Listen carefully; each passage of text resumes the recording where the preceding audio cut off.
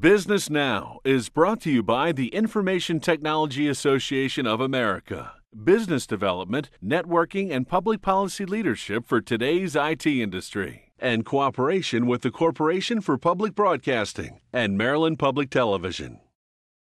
Welcome to Business Now Capital Edition. I'm Gary Nierenberg with another report on how the private sector is solving problems for Uncle Sam and at the same time powering continued dramatic economic growth in the greater Washington-Baltimore area.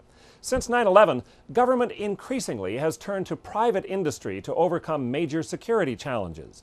Modern warfare and homeland security is becoming more about information, data, and IT instead of weapons. Safeguarding critical data to help our troops and protect our borders is essential to making homeland security a tangible and practical reality.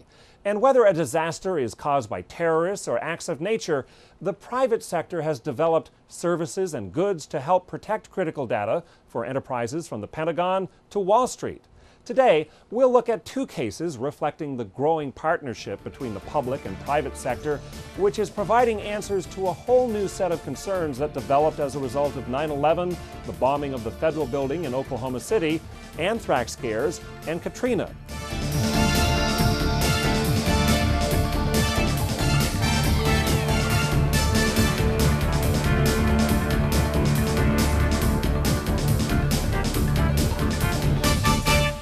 First, a look into the future and a cultural change in our national security. A security measure that had strong bipartisan support immediately after 9/11 has been receiving new, considerable media mention. You guessed it, a federal ID. Consider this. Every terrorist known to be involved in 9/11 had several real or counterfeit state driver's license IDs that provided many benefits we normally don't think about. Everything from banking to buying guns, land, air, and sea travel, and even lessons to fly commercial airplanes. To limit this abuse, a bill for a federal ID was drafted, but concerns over personal privacy and debate over funding have meant years between conception and reality. While addressing these issues over the next 10 years, Americans will begin carrying a real ID card. It will not be a national identification card, but to help safeguard America, Congress turned to technology experts to develop a real identity card. For a spirited discussion of real ID, we assembled a panel of experts for our Tech Talk Roundtable, moderated by the President and CEO of the Information Technology Association of America, Phil Bond. Consider these facts. Every one of the terrorists on 9/11 received a state-issued identification under false pretenses.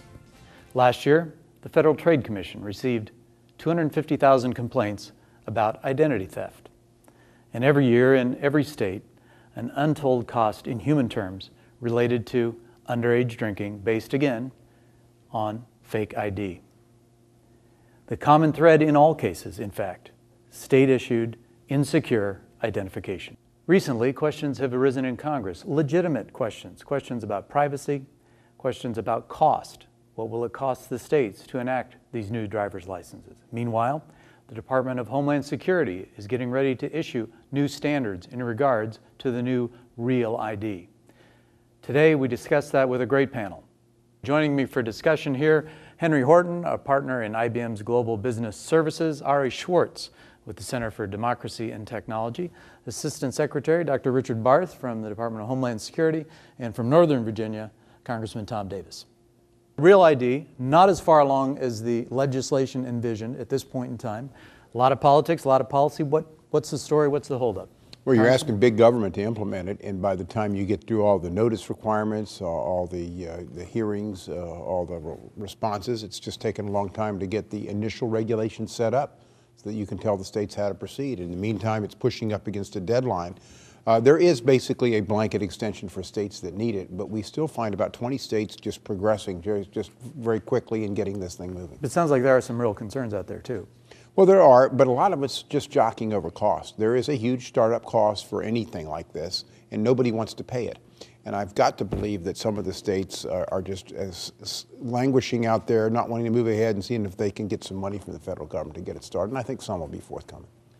Assistant Secretary Barth, you're on point here over at DHS. Implementation is, as the Congressman says, not really a skill set of big government, but we think we're putting together the right team and working with the right partners in the individual states as well as with the American Association of Motor Vehicle Administrators to make sure that we've got systems in place to allow states that want to opt in to actually come on board with a live system for Real ID by the May 11th, 2008 deadline for initial implementation. Do we even know how much it is at this point? Nobody knows what it is. I was going to say the partnership angle as well is very, very important. So you have 56 different jurisdictions, 56 different systems, 56 different ways of governing this implementation. So the idea of vetting that beyond just the financial situation is also very important. So as the department moves out, as the implementation moves out, how do you do it, and how do you do it in a manner that is going to be compliant to achieve the goals and the objectives of the Act? I think that's another action or another way that this kind of slowed things down. Well, I think that there's sort of a disconnect on where we stand on the privacy issues.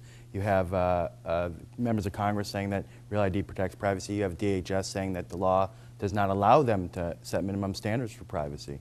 So there's a disconnect there. Of course we want to protect privacy, and we think with the biometrics and things available today, it's much easier to do this. We just didn't want to overprescribe. One of the difficulties in Congress is when we overprescribe these issues and technology changes, we end up being behind the curve. Remember, these are state driver's licenses, so at the end of the day, the states set their standards. Viewers here in the Baltimore, Washington, Northern Virginia area may not understand exactly what that legislation said. Is it a mandate from the federal government that the states must do this? It says if state driver's licenses are going to be used for federal purposes, crossing the border, getting on an airplane, these issues, it has to meet a certain standard.